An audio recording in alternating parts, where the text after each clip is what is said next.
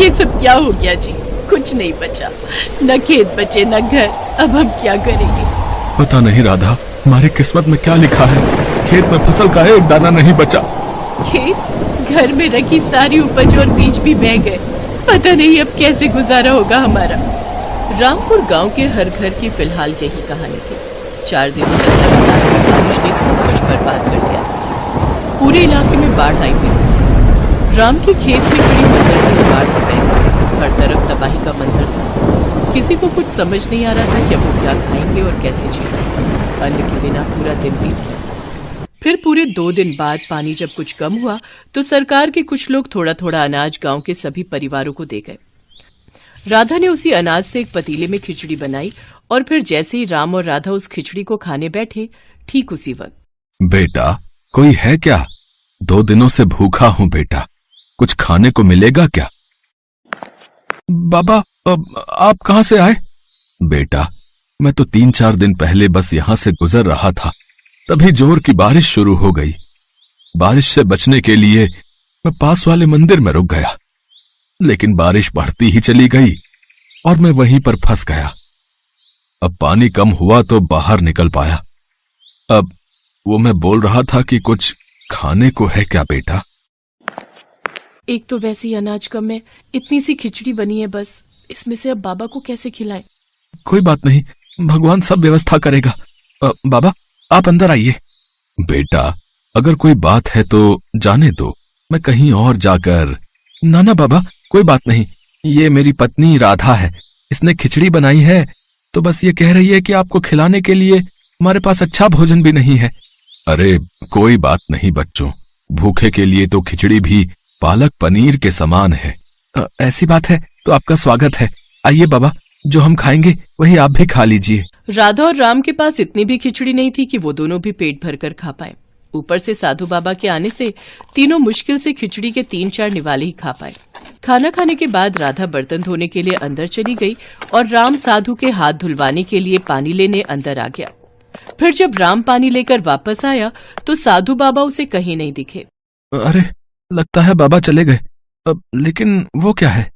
राम की नजर उस जगह पर थी जहां वो साधु बाबा कुछ देर पहले बैठकर खिचड़ी खा रहे थे।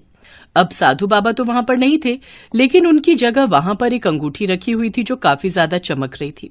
राधा, राधा, जल्दी आओ, ये देखो, वो साधु बाबा अपनी अंगूठी यहीं भूल गए। हैं? अंगूठी भूल गए? अंगूठी भला कौन भूलता है?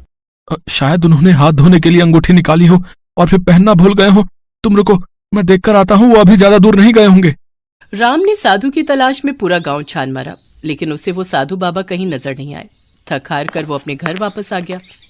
राधा और राम ने फिर उस अंगूठी को साधु बाबा का उपहार समझकर अपने घर में भगवान की मूर्ति के सामने रख दिया।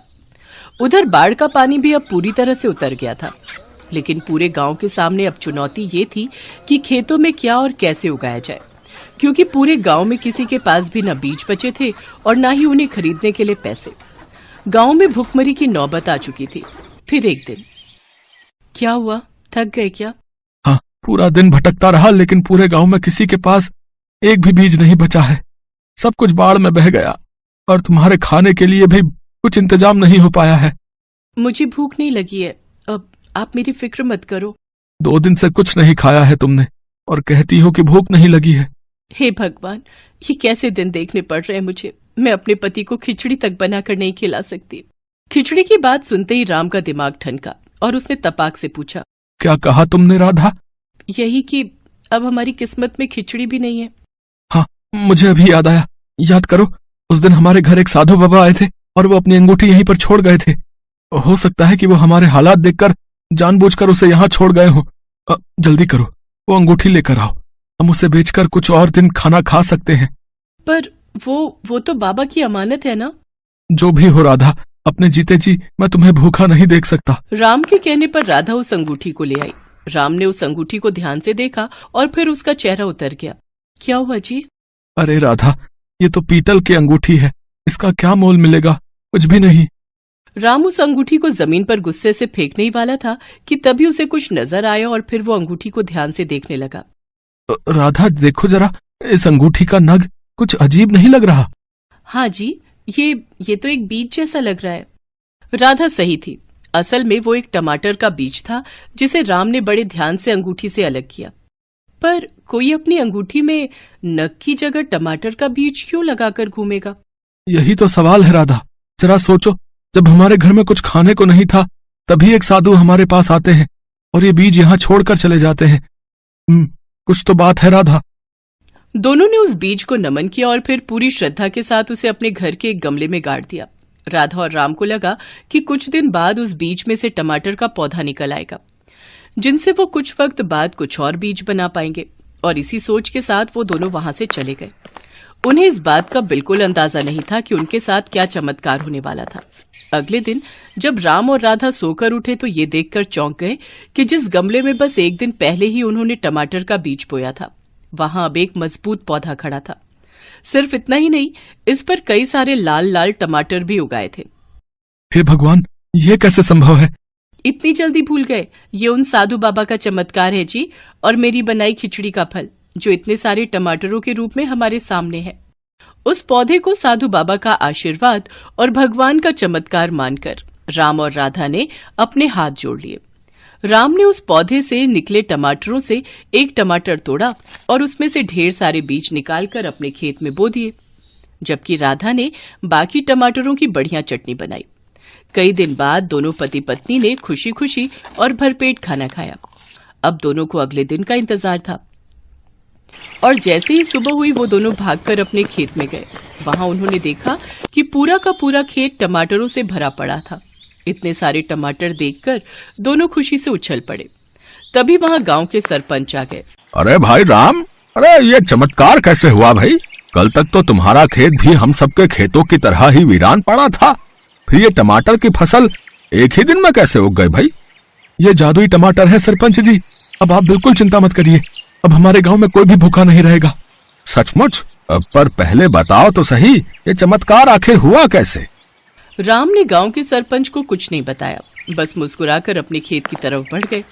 उसने अपने खेत के लाल लाल जादुई टमाटर पूरे गांव में बांटे और सभी ने उन टमाटरों के बीजों को अपने अपने खेतों में बोया। कुछ ही दिनों में गांव का हर खेत लाल जादुई टमाटरों से अटा पड़ा था। अब तो ट्रक के ट्रक गांव आते और यहाँ के खास टमाटरों के बदले गांव के किसानों को बढ़िया दाम देकर जाते। कुछ ही दिनों में पूरे गांव की तस्वीर बदल गई। राधा और राम की भी काया पलट हो चुकी थी, लेकिन इन सब के बावजूद उन दोनों ने दूसरों की मदद करना नहीं छोड़ा था। गरीब बूढ़ी पार्वती अपनी झोपड़ी में बैठी सूखी रोटी खा रही थी। रोटी खाने के बाद वो अपने कुत्ते मोती को आवाज लगाती है। मोती, ओ मोती, आ तू भी रोटी खा ले। बूढ़ी अम्मा की आवाज सुनकर मोती भागता हुआ वहां आता है। उसके मुंह में एक छोटी सी पोटली थी जिसे वो उस बूढ़ी पार्वती को दे देता है। अरे अब ये क्या उठा लाया? बस जो मिलता है उसे ही उठा लेता है। मैं ना तेरी पिटाई कर दूंगी। जो कुछ दिखता है वही उठा कर ले आता है। ला मुझे देखने दे क्या है इसमें। तब तक तू ये ले, ये रोटी खा।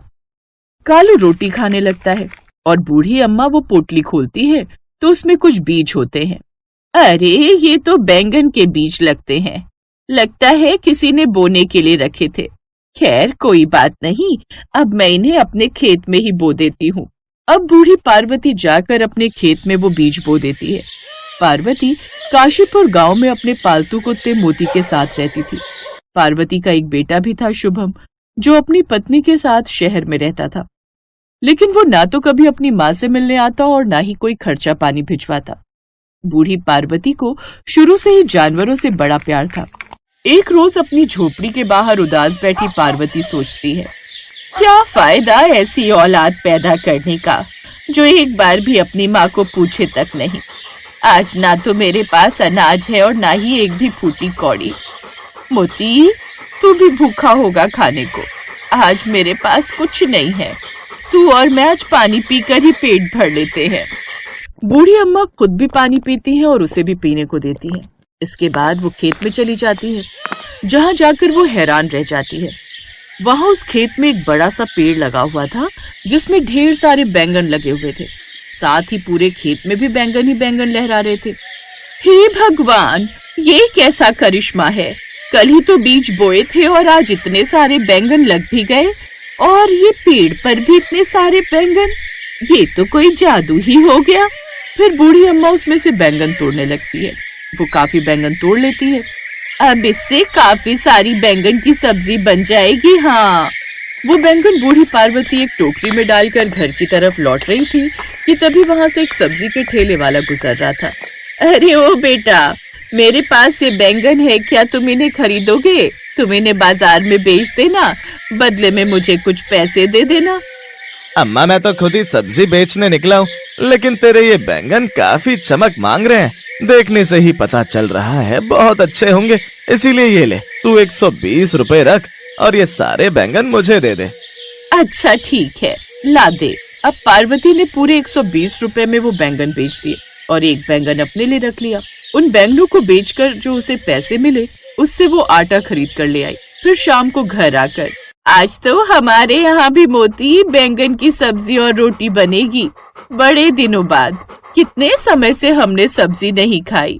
पार्वती अपने और मोती के लिए बैंगन का भरता और रोटी बनाती है। फिर दोनों बड़े मजे से रोटी खाते हैं। अगले दिन पार्वती फिर से खेत जाती है तो फिर से ढेर सारे बैंगन लगे देख बड़ी खुश होती है। ये तो सचमुच कोई जादुई बैंगन लगते हैं जो खत्म ही नहीं हो रहे। ऐसा लगता है कल जितने बैंगन तोड़े थे, आज फिर से उतने ही हो गए। अब वो और बैंगन तोड़ कर लाती और फिर से वहाँ से गुजर रहे उस सब्जी वाले को बेच देती है। ले बेटा, आज और बैंगन खरीदेगा?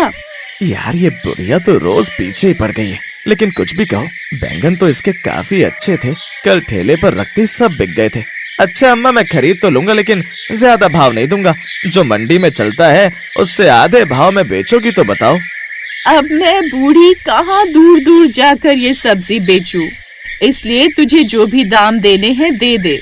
ठीक है, तो फिर ये लो 50 रुपए। पहले तो वो चुप हो जाती है, फिर उन पैसों को अपने सर पर छुआ कर उस सब्जी वाले से कहती है, तेरा बहुत बहुत शुक्रिया बेटा। हाँ ठीक है ठीक है। वो सब्जी वाला श्यामू बड़ा ही लालची था। वो बूढ़ी अम्मा के बैंगन को तोल में भी कम बताता, साथ ही भाव भी कम देता, लेकिन वो बूढ़ी अम्मा इतने में भी खुश थी। जो भी हो, लेकिन इन बैंगनों की वजह से कम मेरे घर में दाल रोटी तो आने लगी है। दूसरी तरफ उन बैंगन को ठेले पर रखते ही उस सब्जी वाले के सारे बैंगन तो बिक ही जाते, साथ ही साथ उसकी बाकी सब्जियां भी बिक जाती हैं। लालची श्यामू की सारी सब्जियां घंटे भर में ही बिक गई और वो खुशी खुशी अपने घर लौट आया। वैसे कुछ भी कहो, उस बुढ़िया के ये कोई जादुई बैंगन है, तभी तो ठेले पर रखते ही मेरी सारी सब्जियां बिक जाती हैं। नहीं तो पहले तो सुबह से शाम तक मुश्किल से 1-2 ग्राहक ही आते थे। खैर मुझे क्या, मेरा तो मुनाफा ही मुनाफा है। बुढ़िया को इसके आधे से आधे पैसे देता हूँ, फिर भी कुछ नहीं कहती। उधर शाम को बूढ़ी पार्वती अपने लिए और मोती के लिए बैंगन के पराठे बनाती है, जिससे वो दोनों खुशी खुशी खाते हैं।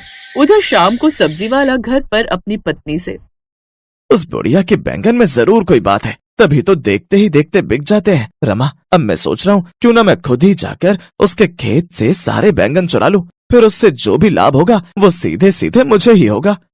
ठीक कहते हो जी, फिर उस बुढ़िया को वो पैसे भी नहीं देने होंगे। रात को श्यामू पार्वती के खेत में जाता है, जहाँ काफी चमकदार ढेर सारे बैंगन लगे हुए थे। इस बुढ़िया ने बड़े ही अच्छे बीज लगाए हैं। अभी तक 2 बोरी भर चुका हूँ, फिर भी कितने सारे बैंगन अभी बाकी हैं। 2 बोरी और भर लेता हूँ। 4 बोरी बैंगन भरकर श्यामू अपने घर आ जाता है और उन बैंगनों को घर में रख लेता है। फिर अगली सुबह, क्यों रे मोती, रात भर इतना क्यों भौंक रहा था? मुझे ठीक से सोने भी नहीं दिया। शायद तुझे भूख लगी होगी। रुक, मैं जल्दी से तेरे और अपने लिए रोटी बना देती हूँ, फिर मुझे खेत जाकर वो बैंगन भी तोड़ने हैं। सब्जी वाला आता ही होगा। पार्वती जल्दी से दोनों के लिए खाना बनाती है। खाना खाने के बाद वो बैंगन के खेत में जाती है, जहाँ पहले से ही ढेर सारे बैंगन तोड़कर रखे हुए थे।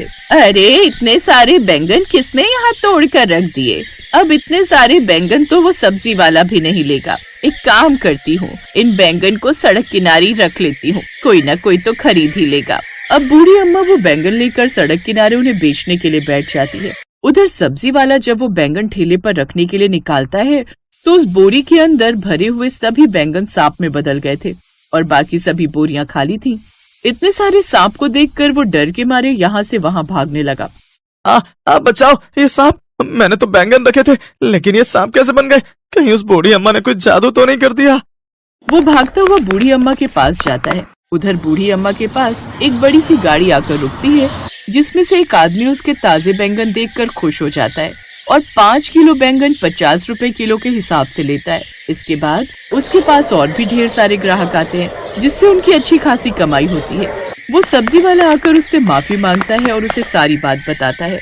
क्या इसका मतलब जो सारे बैंगन तुमने बोरी में भर कर रखे थे वो सब अपने आप खेत में आ गए और तुम्हारे घर में सांप आ गए?